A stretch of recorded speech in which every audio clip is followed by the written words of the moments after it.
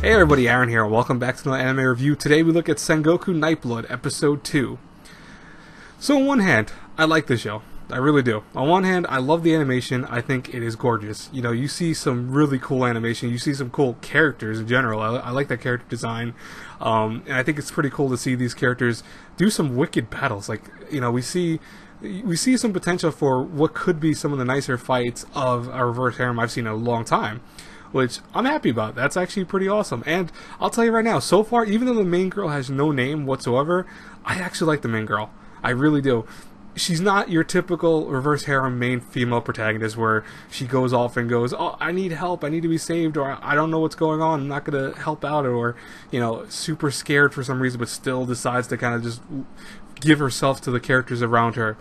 No, she, for the most part, is someone who wants to help these guys out because she knows that now her blood is important, that it has some mystic powers behind it that can help them win this war against both Nobunaga's kind of reign, because he wants to, you know, take over himself, and equally stop the various other enemies that they're facing, which I believe is the werewolves, I think, which we still really haven't seen too much of them to give enough information on. We've seen concepts of it so far, but we haven't seen anything that's actually the werewolves. We've seen the... I'll be honest with you, I don't even know if these guys are considered vampires. I think they are, but they don't act like it at the same time. I mean, yeah, they suck blood from her, but are they vampires? Like, is it just me, or is this story very...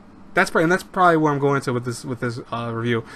The story for this is confusing. I'll be honest with you, I'm watching this show, and I'm not getting what is the point of all of this. What is... Beyond, you know, the girl being there to save everyone, obviously, because her power is legendary. I get that. That's pretty self-explanatory from basically the first episode, and even the recap of it again for this week. But, you know, you have essentially different factions doing what? You know, they go in, like, for example, one of the characters, I think his name's Toshi, ran into a dungeon to save a girl who was being hurt from what? They don't actually show it. She just runs in and then runs back out and is hurt. And, you know, then obviously the girl, you know, the funniest moment of this whole thing was the romance between these characters already starting to happen, because they're already falling for her for the fact that she's so nice and helpful and so caring. So it's like, okay, well, there you go. There's reverse harem concepts of it. I don't know. I'm just... Like, I don't hate this show, and I don't really love it either. I would love to know, what do you guys think about the show so far? What am I missing? Am I missing something from it? Because, like I said, the animation's great, the concepts of the characters are interesting, and even the story is interesting, but I also feel like the story hasn't been well developed yet, and we're on episode 2. We should have a little bit more story, a little bit more reason to be hooked into the show, and I don't feel like they're doing a good job of that. Let me know in the comments below. I would love to hear from you guys, as always.